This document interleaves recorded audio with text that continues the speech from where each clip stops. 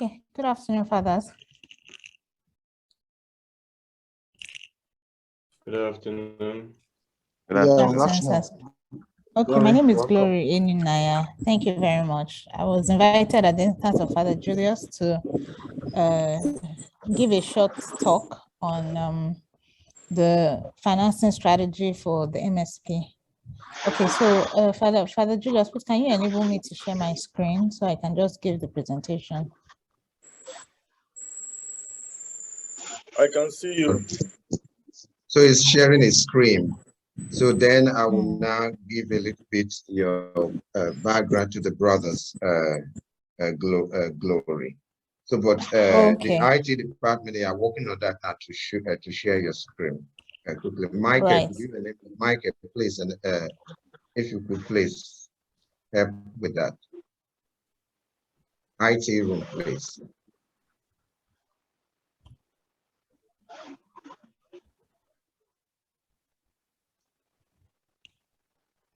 Okay, I think I have access now. Thank you so very much. Brothers, this, I just want to introduce, as she said, our sister, Glory Eyinnaya. So, and I just want to begin by thanking her for accepting despite a tight and a busy life across the globe.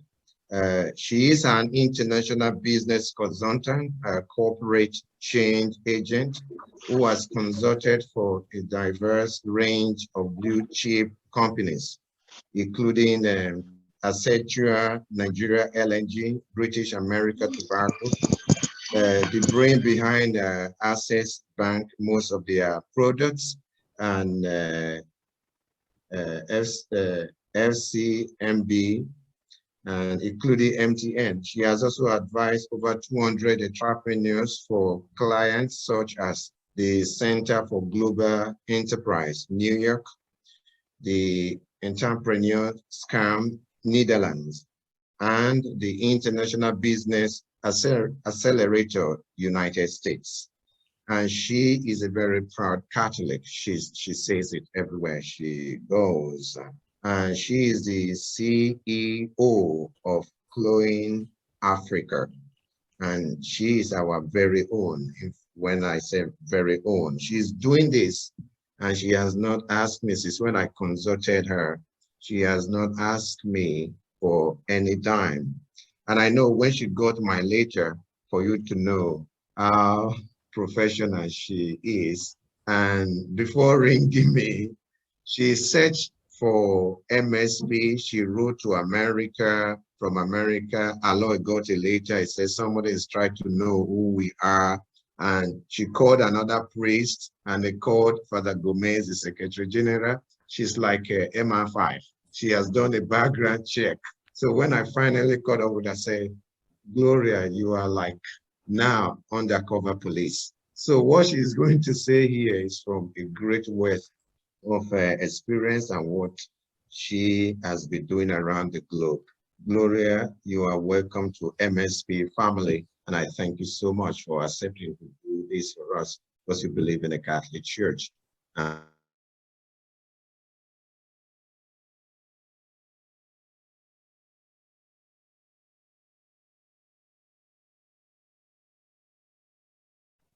Okay, so I would like to proceed with my presentation. It's going to be quite a short one, a 15-minute presentation, highlighting the trends.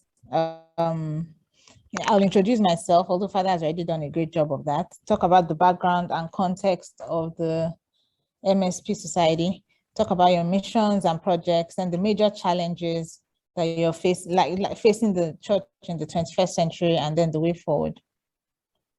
Okay, so like Father rightly pointed out, I am an international business consultant, first degree in accounting, first class honors from University of Nigeria. I have an MBA from Lagos Business School, and I'm studying for a PhD in strategic management and entrepreneurship. I've also got a wealth of experience in consulting for different companies. I'm a published author, speaker, facilitator, and I sit on several boards, including the Dominican College in Abatete, and other local and international organizations. Okay, so now enough about me. I just put together this short historical background of the society, just to set the context for the speech for our presentation today. The society the idea for the society was conceived in 1950, but took quite some time for it to see the light of day. Essentially, the motto of the society is it's founded on the words of St. Paul. We're ambassadors for Christ, and its mission is to take missionary activities to all nations in accordance with the mandate that Christ gave. So members of the society can be found in different countries: Botswana, Gambia, Malawi, Chad, South Africa, and so on. Currently, the society has 293, as at 2021, had 293 members, and has grown from a seed into a large missionary family with presence all over the world. So your main missions are in North America, Africa, Europe, Bahamas, and Grenada. Your projects are your church building projects, St. Kizito Church in Lolupe, Kenya, your boarding school projects, St. Brigid Boarding School, the agricultural farming projects, Lodwar in Kenya, and then various clean water projects around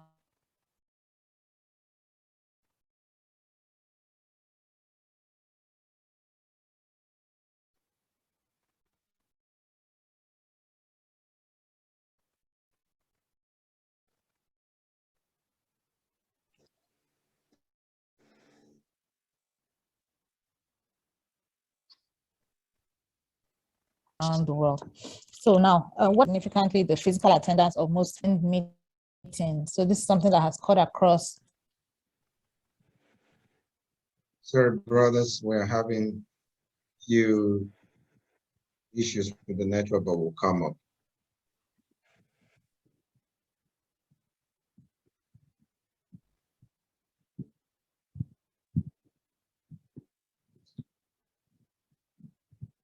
Okay, back.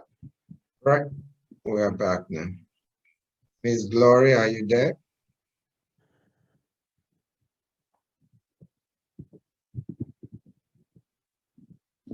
Oh, okay. Yes. Apologies. I was speaking. I didn't know I was muted. The rain is raining here, so the rain is affecting the network somewhat. Apologies for that.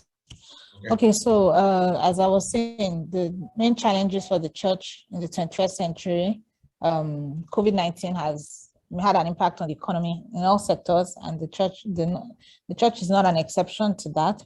The reduction in attendance to church services has affected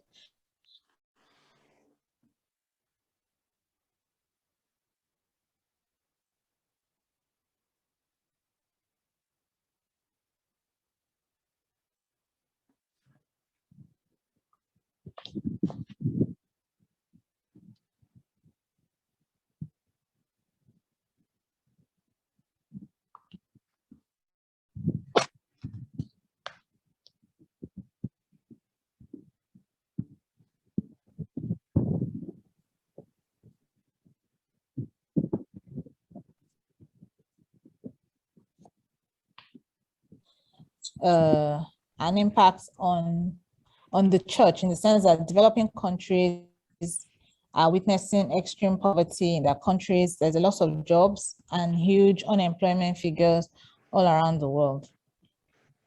And in terms of technology and communication, there's been negative dissemination of information through the media, discouraging members to leave the church. I might add also the impact of the Protestant church has also been significant, as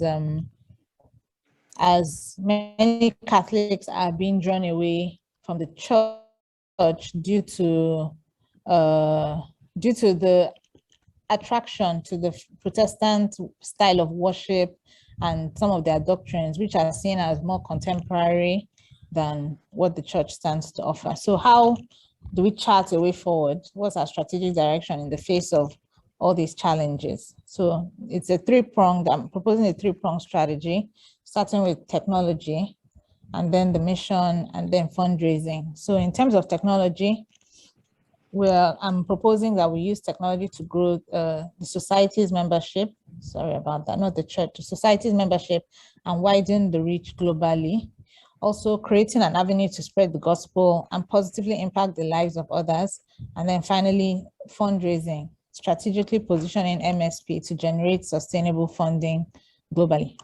So what do I mean by technology?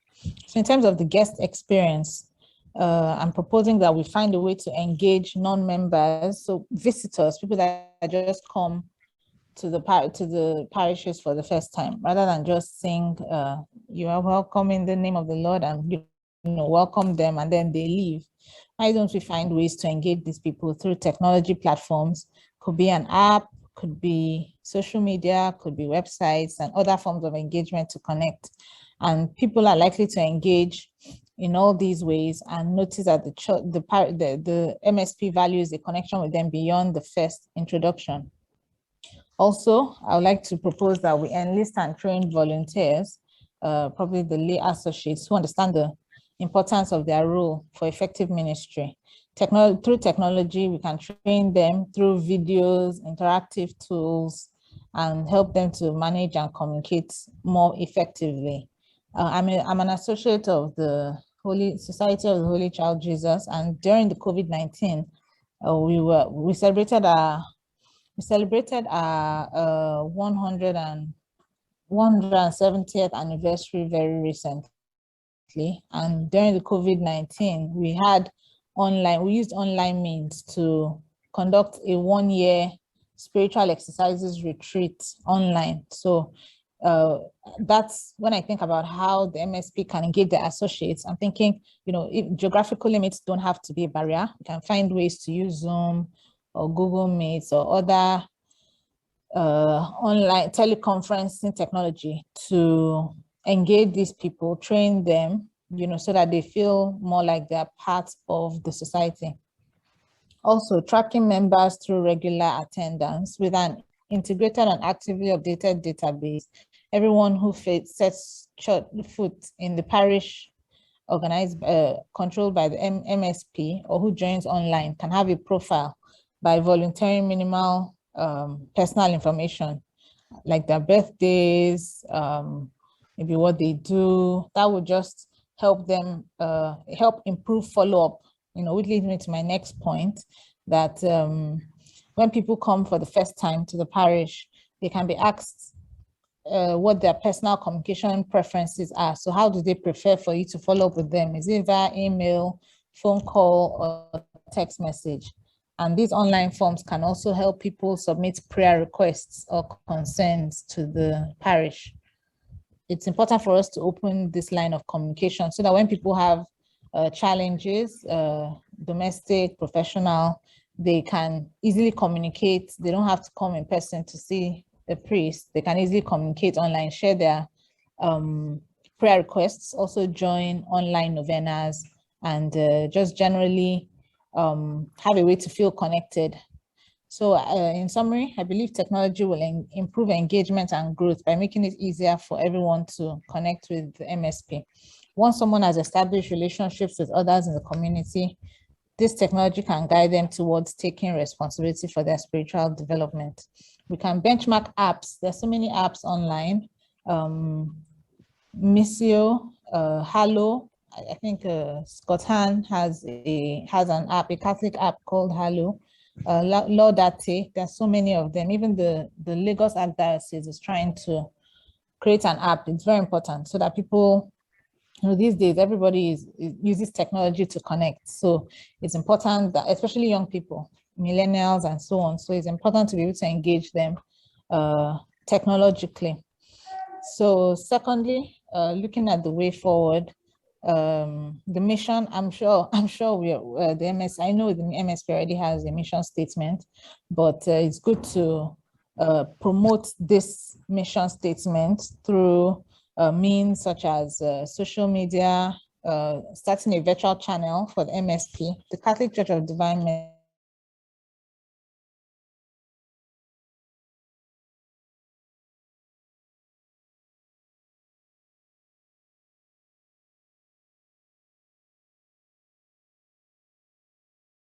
online, where such masses and sacramental services can be streamed. Also, getting involved in the community, partnering with neighboring parishes to organize outreaches, and building stronger children and youth programs. Then finally, looking at the issue of fundraising, some of our proposals are as follows. So the famous buy one, give one concept is a straightforward and inspirational way to fundraise. For example, if an MSP mission is helping the homeless, they can organize a community lunch sale offering buy a lunch, give a lunch, and thus pricing the food slightly higher than average to support the cause. We also have a digital offering plate where we can circulate, we can create an online giving page. So personally, I've stopped taking cash to church. I have the church account number. So, during offerings and so on, I just prefer to make a transfer. It helps me track my giving. And if we were to have an online giving page where people can see their giving history and be able to edit their giving schedules, this will help people take control of their giving and donations and encourage them to be more intentional in what they give. And also text to give. People can be made to give. These days, USSD, that's using the phone. People use phones to recharge, to send money to other people. So we can look at a way to set up mobile fundraising as a way to receive donations. Because like I said, just like me, fewer and fewer congregants carry cash around and more are bringing their phones everywhere. So we can look for how people can use their phones to give. Also, give it up idea entails asking congregation members to give up going out to eat, for example, going out for drinks or any other means, and donate instead to a cause that will benefit the community. So this can be pushed, campaigns like this can be pushed during the months of February and March, traditionally, where the Lenten season traditionally falls under. It would be a good time to implement this model.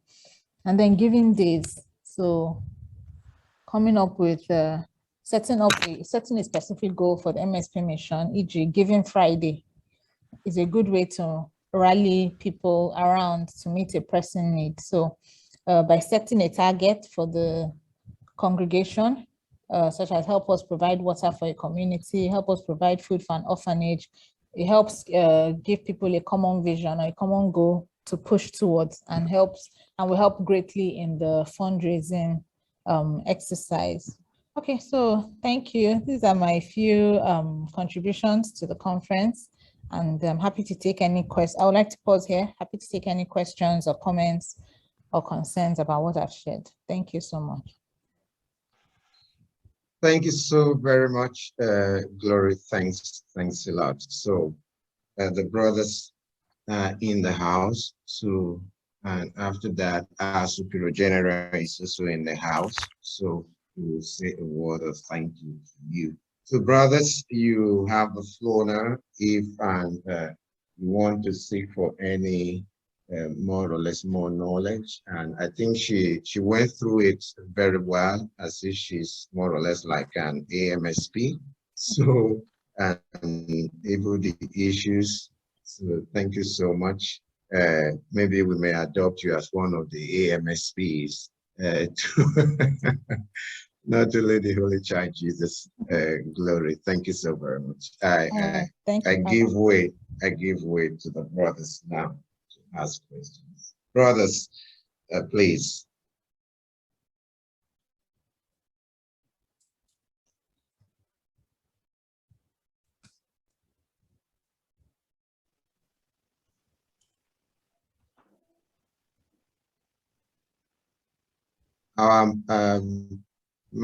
Microphones are they on?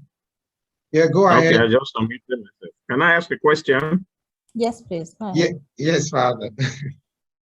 Glory, I will give a vote of thanks later, so I will stick to my question.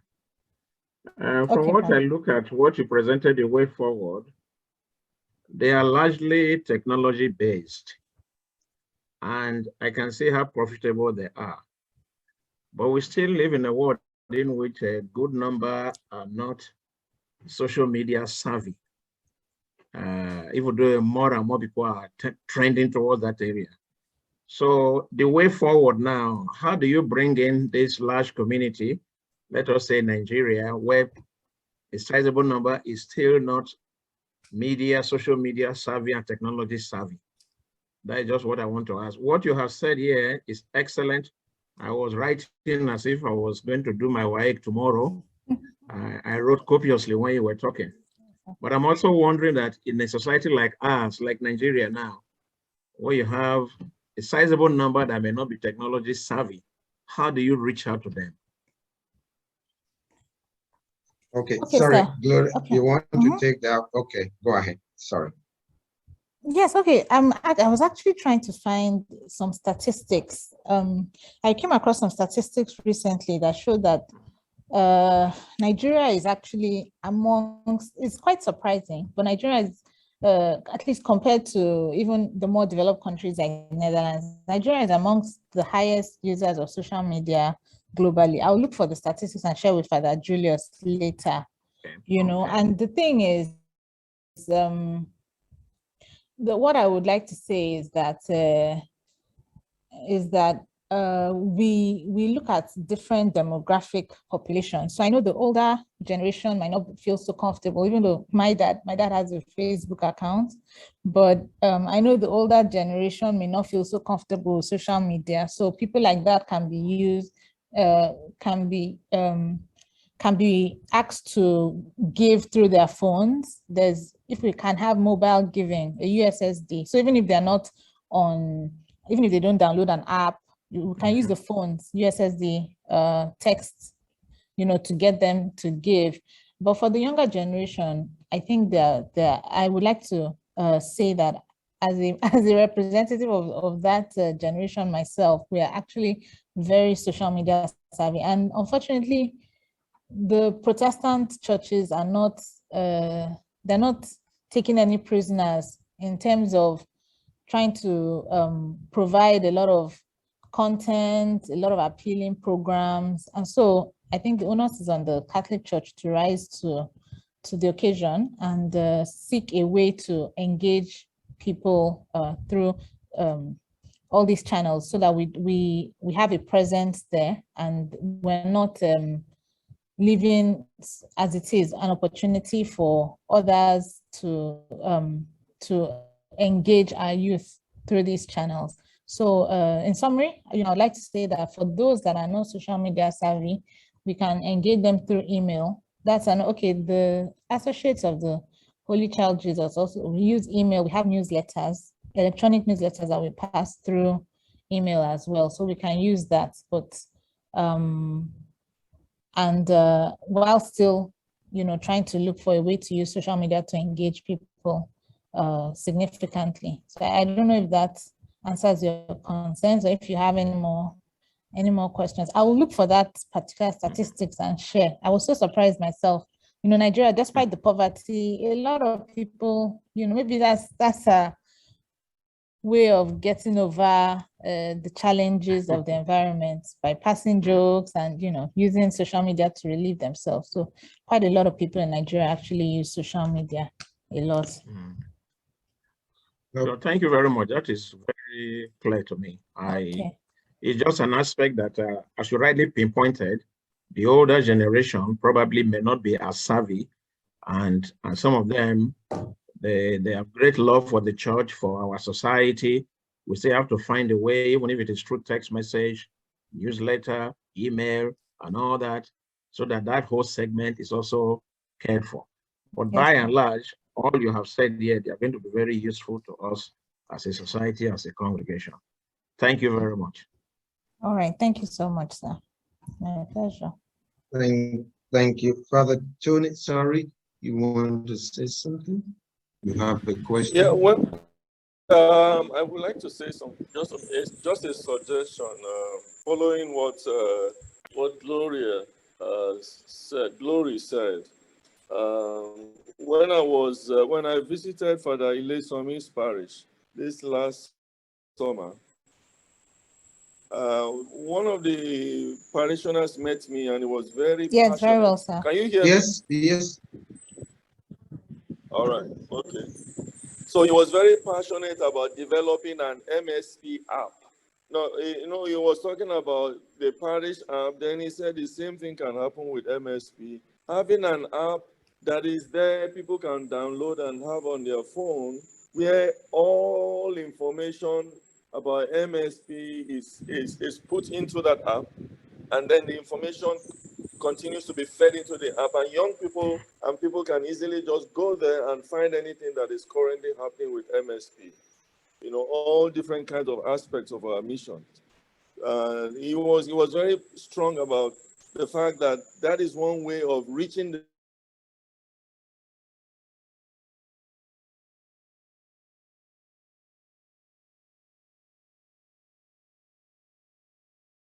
in our parishes as such who we are able to reach to keep them connected to us. So I mentioned that to the guys in the US, asking them to explore the possibility of developing such an app so that all our friends everywhere, we can always get them connected to the app. They download the app, we are always reaching them wherever they are in the world through the app. So I don't know how far they have gone about that, but I just want to put that out here now, that I appreciate that part that Glory mentioned in our presentation as something that our IT, our MSP secretariat, MSP promotion office can look into. Is it possible for us to develop such an app? What does it cost to develop such an app? What does it take? How can we continue to feed people, get in touch with people and make the information on the app correct? So I just want to put that out, and I hope that our guys are taking note of that. And Father Julius and your team, I hope you take note of that too. So we will think about taking some of the things that Glory has mentioned, my own, particularly that app issue, how to get an app, develop an MSP app that internationally connects all our friends and keeps them informed about what is going on, and we can reach them for whatever support we need at any time. Thank you. Thank you so much, Father, for your contribution. So questions? Oh, Father, our brother. Thank you, fathers, and thank you, Gloria, for the wonderful presentation.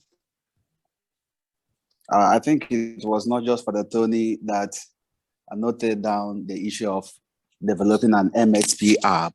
Yeah, immediately you mentioned that. I fell in love with it, and I think such app could go a long way in sensitizing people about MSP. It could be used in diverse ways, not just in fundraising. It could also be used, to let people follow prayers and some reflections and all that. So a lot could be done with that MSP app. Thank you so much for bringing that idea.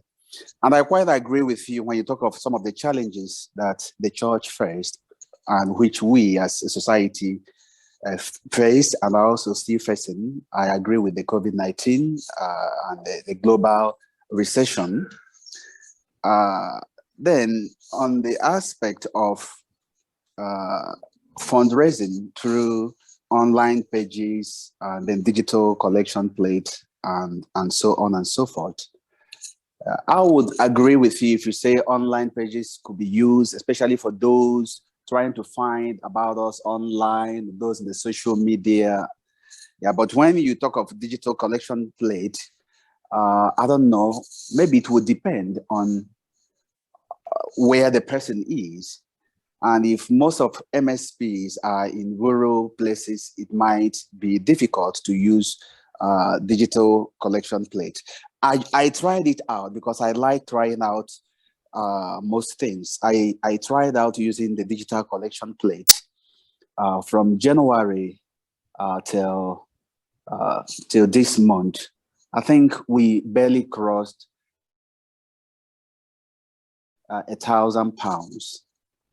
But when we introduced that, since we could not reintroduce the analog, let me use the word, the analog collection plate, because it was just plate that you pass, it was close by, we avoided transmitting the COVID. So what I did was to buy the collection plates that had long poles, the type that is common in our villages. And the first Sunday I introduced that, those who counted the money said we had over £500 more than what it has been since the COVID. And that has been the case since that time. So even though we still have the digital collection plate, we did not do away with that analog way of having collections. So if you suggest, or if you are suggesting that we use the digital collection plate to complement, I will agree with you so much. But if it is, okay, explore that other one and leave this one, I would say maybe if it's, depends on the parish or depends on the location of the person. So by and large, like I said, I agree with you, the first point, the second point totally, the third point, I agree partially. Thank you so much, Lady Gloria, for the wonderful expose. Thank you very much, Father. So as you were speaking, if I may just respond quickly. So as you were speaking, something just came to mind. I don't know how the digital collection plate that you had was set up, but I have a subscription. I set up I think the missionaries of the American Society of Our Lady of Fatima. It's a society in the US. I subscribe to give just a little money, $5, $10 every month. And what I noticed is after that, because when I was subscribing, they said tick a box if this is going to be a monthly subscription, and I ticked. To my surprise, whether I initiate the transfer or not, they have a way of, I think it's a standing order with the bank. They have a way of taking that money, even when I forgot, and I actually cannot unsubscribe. That's the funny thing. But yes, but the truth is, because my heart is in the mission, you know, I was quite impressed by their ingenuity, you know. So it's so it's possible the digital collection plate was not yielding so much, maybe because after the first one or two donations, people frankly forgot or got on with life. But if there's a way to have set up that type of standing order, you know, I of course there will always be an option for people to unsubscribe if they don't want to. But I dare say that you know, to a large extent, that might stabilize. It will also help with forecasting. So if you know how many people have that standing order, you can even predict your income in the coming financial year. the coming months, oh yeah, financial year, and all that. Once you have a certain amount of people that are fixed, or that have that standing order with the society. So that was just what came to my mind. Yeah, I agree with you. Sorry, I agree with you. The standing order is the intent. With standing order, even if it rains in your parish, exactly, and there's no service, you can be sure you have collections. Exactly. Exactly. Thank you. Welcome. Yeah, I just want to say something to respond briefly to our brother Noah, that I was thinking of the standing order that cuts across our region in the UK. I think my meeting with the MDO, Director of Mission Development Office, we spoke about exactly what you mentioned, creating a database of our associates and people who are identified with us. And I think I want to say thank you to our brother Noah. It's more or less creativity. You look at the situation that is on ground, you creatively, you respond to it. It's not like a replacement, like getting something that this situation of pandemic, how do we go about? And as you said, Noah, that you will discover a parish that are served during the pandemic. At the end of the month, that people were not going to the church. They were having 2,1600 pounds. People, the churches were closed, but at the end of every month, they were having 2,600 pounds through direct debit. We have had this in the UK, as a bursar in the UK. We have a direct debit that people associate when we come to celebrate AMSP Day.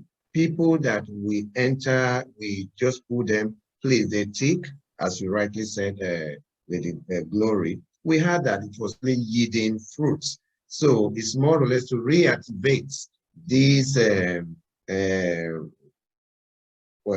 platforms that we have had before and to respond to the current situation now, to manage the change that we have before us, because pandemic, we are not yet out of it, and we have a global recession and because of the war in Ukraine. So I think we have to creatively look at the situation across our regions and missions and departments to respond, brothers. Thank you. Any other person? For the Clifford from the US. We can't hear you. Father, you're muted. Just in addition to all the contributions that we made, to also praise Ms. Glory for the wonderful presentation. As a case study where I work, the parish where I work, we introduced this medium of online giving. What I discovered is that it will take a lot of work, because every other Sunday you have to make the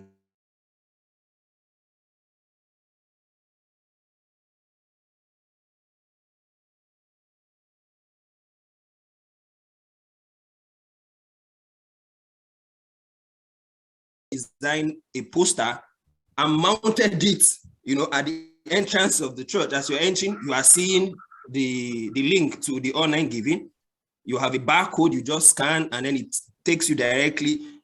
The easier we discover we made it, the faster parishioners began to appreciate it. Every Sunday you will emphasize, oh, it is easy, one-time giving, and then somehow, like she said, it enables you to mop up the extra cash that is available, as much as possible. So to a large extent, I will also encourage our brothers who can to pay attention to that other means of giving, but it will take some bit of work too to make it work. Thank you, Cliff, for your contribution. So anybody in the house? Yep, go ahead. I can see your hand. Yeah. I want to thank you, Ms. Gloria, for the enlightenment. I think what you have just presented has opened up to me a kind of frontiers of new evangelization due to the current situation that we are in. It challenges me in information, the need for our students to be equipped with, what I call it, computer knowledge, and even this new means, why information, not really when they are priests already. And with experience from our brothers who come once in a while to the seminary, that will really help them to get more interested in this new method of evangelization, and also getting the needed fund to run a society. But I have a question. What you have presented, it's, for me, it's like it's limited to a large society like ours. The fund will come, but in a limited way. What about other means of investment that will kind of yield more? Is it that you are limited or you don't want to go into those areas? Because I would also like to hear something more expansive, something beyond these aspects. That's just a feeling I have, if there could be more on that. But by and large, you did a good work. You have opened up my mind to new frontiers of evangelization, new method. So thank you and well done for that. Okay, you're welcome. You're welcome, Father. Sorry, just to confirm that I got your question. Are you asking how the proceeds can be invested? Was that what your question? No. Are there other methods of investments you are aware of that you can say this in our world now? We are moving into virtual currency, cryptocurrencies, other means that one can be independent, self-reliant, and also add more. Not only not talking about reinvesting what you have gotten from the church. I'm talking about opening up more areas. That's what I mean. Well, the only thing that comes to mind, I don't know if this refers to what you're speaking about, but what comes to mind is,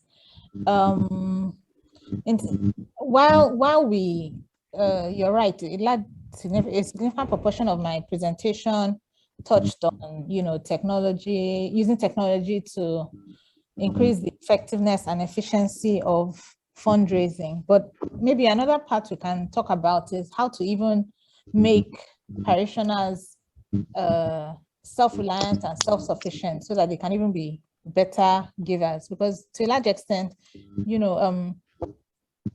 if parishioners are financially endowed with the resources that God blesses them with, then they're in a better position to give. So maybe another way, it's a long-term, it's a medium to long-term strategy, but I'm thinking of maybe organizing, if this will not be out of line with your mission, maybe organizing seminars, entrepreneurship seminars, teaching people how to be more productive and because these days, I mean, one of the challenges I mentioned is, the recession, the global recession has actually made people to lose a lot of jobs. A lot of people lost jobs during COVID. And then when people are finding it hard to make ends meet, you can't start talking about, them getting them to donate to the church, all that. So I'm thinking as part of the welfare services being provided, if there can be seminars or talks on how people can start up businesses or even manage their finances better. I don't know if that like I said, it's not a short term, it's not going to yield money in the short term, but it will ensure the long-term sustainability of the livelihoods of the parishioners, which should in the end translate to an increased bottom line for the parish. I'm like I said, I'm in the Legion of Mary. I'm an official at the AJAC Commission, and we're organizing an entrepreneurship seminar for legionaries and for Catholics generally, because these days there are no jobs, and so, and schools only create schools are geared towards producing people to employees, job seekers, and not wealth creators. So that's a service that, if it's not out of the mission and the vision of your society, that's a service that one might consider. All right, thank you. Thank you. Any question? So we are going to draw a line on this now. So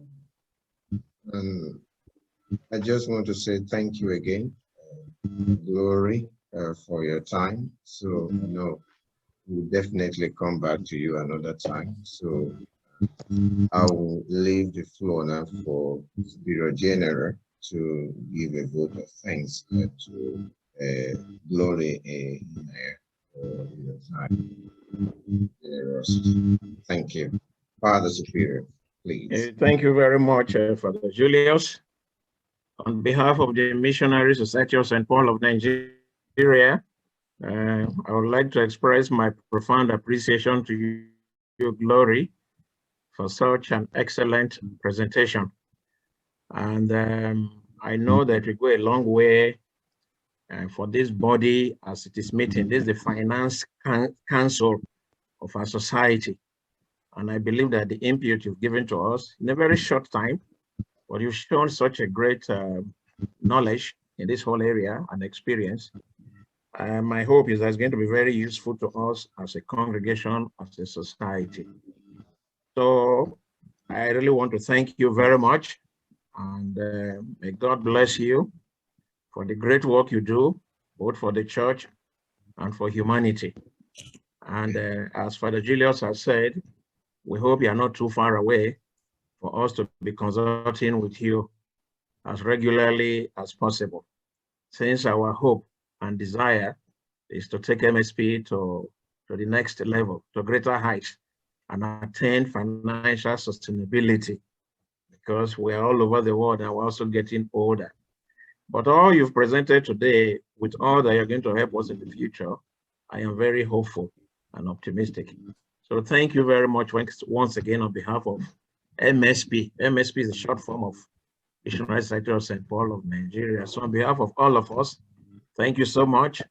We'll keep you in our prayers, and we look forward to you being an AMSP yourself.